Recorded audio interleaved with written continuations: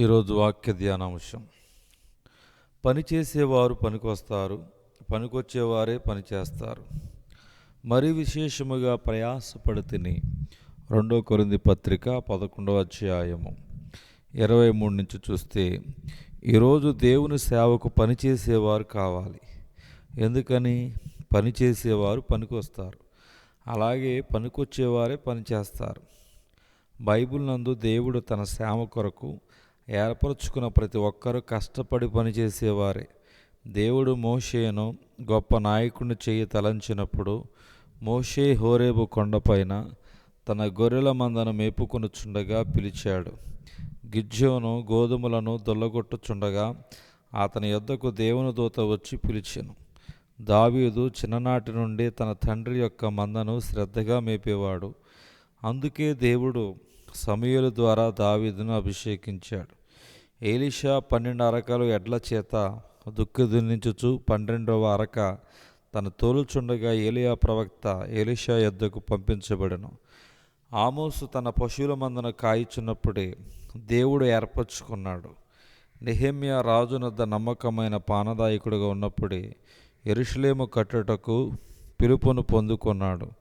మత్తయి పన్నులు వసూలు చేసేవాడు. బహు బిజీగా ఉన్నప్పుడే ప్రభు అతను చూచి తన వెంబడించమనెను.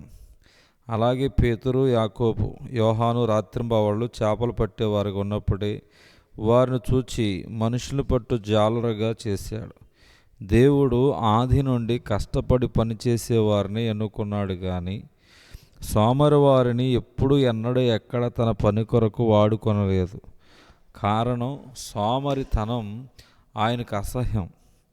ఒక ఉపమానములో యజమాని తిరిగి వచ్చినప్పుడు ఆయన సేవకుల్లో కనుగొన్నది వ్యభిచారం కాదు, జారత్వం కాదు, కానీ సోమరితనం. అందుకే ఆయన సేవకును చూసి సోమరువైన చెడ్డదాసుడా అని ఆయన్ను గద్దించెను. గమనించాలి, దేవుడు తాను 6 దినాలు పనిచేసి ఈ సృష్టిని సృష్టించెను. ప్రభు అయిన యేసు తన్ను తాను త్యజించుకొని తన రక్తం ధారపోసి నశించిన మానవునికి రక్షణ భాగ్యం కలగజేశాడు. దేవుడే కష్టపడి పనిచేస్తే ఆయన కుమారుడు తన ప్రాణాన్ని ధారపోసేంతగా ప్రయాసపడితే మరి మనం మరింత ప్రయాసపడాలి. జానుడు పొట్ట కోసం ఉద్యోగాలు చేసేవారు ఉదయం వెళ్ళి రాత్రి చాలా ప్రొద్దుపోయేంత వరకు కష్టపడుతున్నారు. అంటే సామాన్యమైన ఓ ఉద్యోగి రోజుకి ఇంచుమించు 10 గంటల పైనే కష్టపడుతూ ఉంటే, మరి పరలోక గవర్నమెంట్లో రాజాదిరాజైన యేసుక్రీస్తు సేవలో పనిచేస్తున్న ఈనాటి ఫుల్ టైం సేవకులమైన మనము రోజుకు 10 గంటలకు ఎక్కువ కష్టపడాలి కదా. దేవుడు మిమ్మను ఏర్పరచుకున్నట్లయితే తప్పక మీరు కష్టపడి పనిచేసేవారై ఉంటారు. అంటే తప్పక మీరు రోజంతా ప్రయాసపడుతుంటారు. కారణం, సమయమందును అసమయమందును ప్రయాసపడము, అన్ని విషయములలో మితముగా ఉండము, శ్రమపడము, సువార్తికుని పనిచేయము. 2 తిమోతి పత్రిక 4వ అధ్యాయము 2 నుంచి 5 వరకు పౌలు చెప్తున్నాడు. జాన్ వెస్లీ అనే భక్తుడు ఎంతగా ప్రయాసపడ్డాడంటే దేవుని సేవ నిమిత్తము 2,50,000 మైళ్ళు గుర్రంపై ప్రయాణించి సువార్తను అందించాడు. అంటే రోజుకు 35 కిలోమీటర్లు అన్నమాట.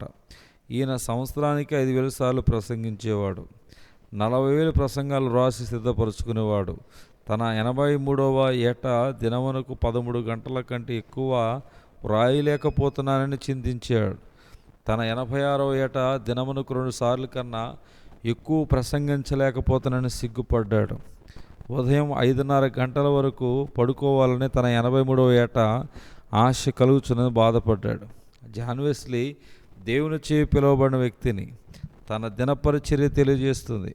ఒక్కసారి స్వపరీక్ష చేసుకుందాం. మనం దినమునకు ఎన్ని గంటలు కష్టపడుతున్నాం? ఎంత దూరం వెళ్ళి సువార్తను ప్రకటిస్తున్నాం?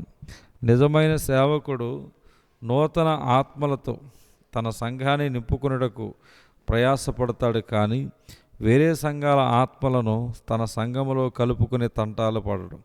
ప్రయాసపడి శ్రమపడి సేవ చేసేవాడే దేవుని పిలుపు కలవాడు. దేవుని పిలుపు కలవాడే ప్రయాసపడి శ్రమపడి సేవ చేసేవాడు. దేవుని సేవ చేయటానికి సమయం సరిపోవడం లేదని రోజుకి 10 గంటలు పనిచేసే ఉద్యోగాన్ని విడిచిపెట్టిన సేవక మరి ఇప్పుడు చేతి నిండా సమయం ఉంది. రోజుకు 12 గంటలైనా సేవ చేస్తున్నావా? లేక చేసేది లేక 12 గంటలు పండుకుంటున్నావా? ఒకసారి ఆలోచించు.